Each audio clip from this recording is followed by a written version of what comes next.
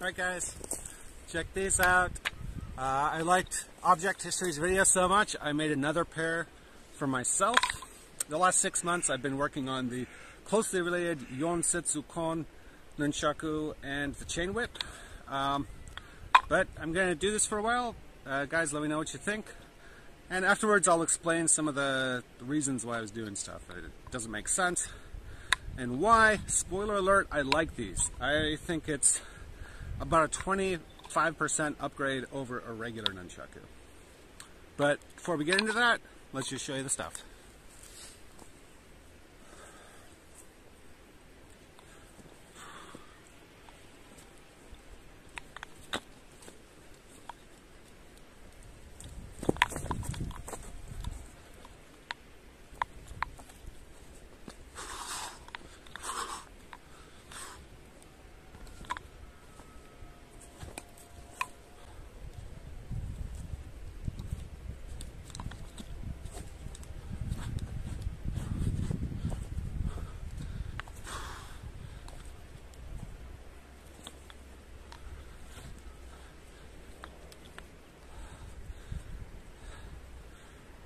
This.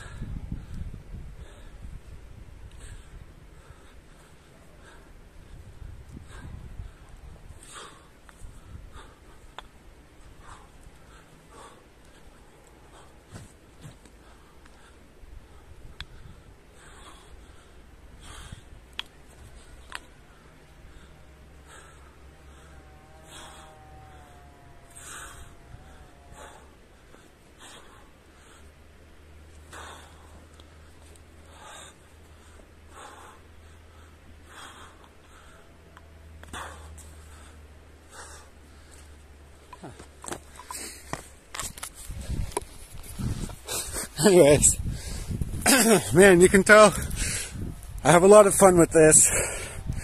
I mean, the movement on it, it just feels buttery smooth. And you can get a lot more of this linear forward back snappy movement with this than you do with the regular Nunchaku. So, what's going on? Why does that work? Also, I'm going to say with this, I feel that the perception that I'm working at a longer range and that I have a longer range weapon than a Nunchaku, even though it's the exact same length. Let me show you what I'm talking about. So let's say you want to hit someone straight into the face. You know, I mean, if you're coming down like this, that could definitely hurt their skull, but it's very well supported by the neck. You're not going to knock someone out very easily that way. But if you're knocking straight into their skull, instead of coming down like this, you're coming in like this, going directly into them. I mean, it's not only is it a more efficient movement, because you're working in that tighter radius forward and back, but it's more effective. And to do that, you have to sacrifice a little bit of length. With a regular stick, you're getting basically 0 extra length advantage compared to bare-fisted. But with an Nunchaku, you're figuring, well, I only lose the length of one stick. But with the setsu kon, now since this stick is so small, I'm getting the length. I mean, just look at this one here, where I'm holding it there, right? And then compare that to this. It's just better. So it gives you that feeling that you're longer. Now, there's that idea that you're losing a lot of energy with this, but there's an important feature that Object History missed. And he took the diagram, or he took the design from the diagram in Fumio Demura's book, Nunchaku, Karate Weapon of Self-Defense. And in that, it shows this section here being round compared to these ones, which are octagonal. And if you're making it from a dowel, then you're not removing this extra wood for that. It leaves more mass here. And that little bit of extra mass really helps in helping you to collect the energy in that striking section. I mean, it's still probably theoretically possible to do without the extra mass, just so long as it's at least equal to the previous section. But realistically, I mean, you'd need perfect technique probably, and this just has much less margin of error. It makes it a lot easier to do. And there could be another reason for that, of why you'd want to do that. Aside from just getting that extra articulation, is that you're actually hitting harder with this thing. If you can get the same energy in it, then it's a more compact geometry than this one. So it's going to be stiffer, it's going to have a higher apparent mass. And if you are using an exotic hardwood, or like I know this from making traditional wooden mallets and woodbricking, you look for a knotted, really gnarly section of wood because it's harder and denser, but it's brittle. So if it's long and skinny, it's going to break. With this though, you're making it wider and shorter, so you can get away with using those really brittle, but very hard and very dense hardwoods. And then you just use your regular straight grain oak or whatever for the other sections.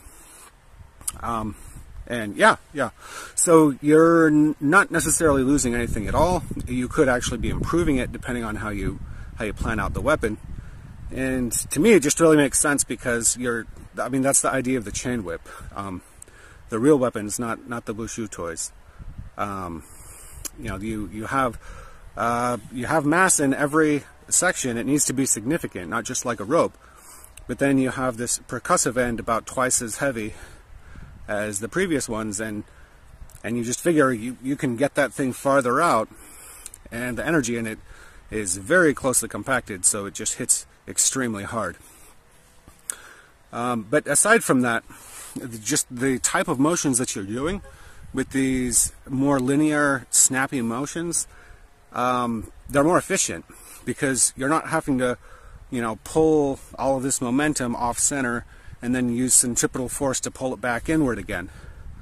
You spend more time just directly generating the forward momentum instead of going out to the side and pulling it back in. So for that reason, you know, I really like it. And you can use it, you know, you saw a lot of times I was doing these long swinging motions, and in that case you do lose a little bit of the energy in here. Like Object History mentioned, it does kind of help follow through on the strike and keep, I think, again, more forward, all that energy instead of bringing it backwards towards your body.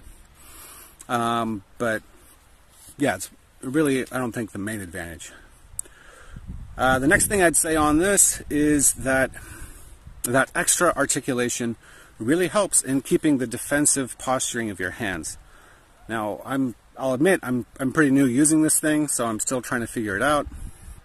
But just like with an Nunchaku compared to a regular stick, it's much easier to move your hands less and get the weapon where you want it, thus exposing yourself less, and thus getting there more quickly. With this, you just get a little bit extra.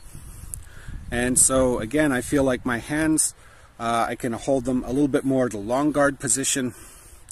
And, you know, the small kind of defensive motions that you're doing, they're much tighter, more snake-like than you would have with a regular Nunchaku. And when you're using that tonfa grip, it's pretty cool because you're getting your hand completely out of the way. So you can be defending with this section of the Nunchaku, your hands tucked out of the way, as opposed to, like, you can do the same thing with a regular Nunchaku, that's a thing, but you'll see my hand here is exposed. So, like, just being able to kind of twist your wrists and getting that section where you want it without having to move everything outside around it is just quicker. Also going to say the angles you can get are a little tighter. So if I'm trying to block, and instead of blocking across like this, I'm coming in like this. And you can see that, here we go. You can see on this that like my hand here is kept behind. It's farther back, but up here I can get that tight angle. And I can get someone's, arm, wrist, weapon, kind of isolated from the rest of the body and then strike through on the inside. So, I mean, I just gotta say, like, it's probably a more advanced weapon than the regular Nunchaku. You should probably start with a regular Nunchaku, but once you're ready for the upgrade, I mean, it's just, I think, way better than it is worse. We could mention with the grappling, because it is true, you lose some of your leverage, actually a significant amount of your leverage. And if you're talking about just trying to like crush someone's neck or their wrist, like grab them tight and then do an alligator roll to just tear up everything, yeah, it's not as good for that. But there's a couple of things that I think are clear advantages. And the first is that if you're trying to get around someone so that you can loop their neck, you see this angle and see how much farther it has to move just to go around it. Well, if I'm holding it like this, it can open up and I don't need to move nearly as far. So it makes actually like landing the lock easier. And also kind of squeezing in, like if you're just trying to sort of wrestle around, controlling the angle in there, being able to make it shorter, then twist around, make it wider. It's definitely a plus. So yeah, you're not going to have as much leverage when you get the choke around, but first off, you're going to be able to do it easier, which is the main thing. And then on the second is that you're actually going to be able to cut off the oxygen to cut off the blood flow easier, because you've got 3 surfaces now that you're able to apply pressure on instead of just the 2. So because of that, with one hand you're just going to push it straight into the neck like you're punching, okay? With the other hand looped around here, this is the one that you can pull it as tight as you can, just out this way, and then start cinching inward. And I mean, I can, even just using this, I can feel it on myself pretty quickly. So if you get it around someone, you're going to be, what, 4 or 5 seconds, and they're going to be choked out. I don't know. I'd say that's a pretty good advantage. So let me know what you think in the comments. If you can think of any other cool techniques with this one, but I'm going to just play around with this thing until I feel like I really understand it better. But yeah, I overall, I'm going to say already I like it more than the Setsu kon, and more than the regular Nunchaku. Anyways, that's it. Take care, guys.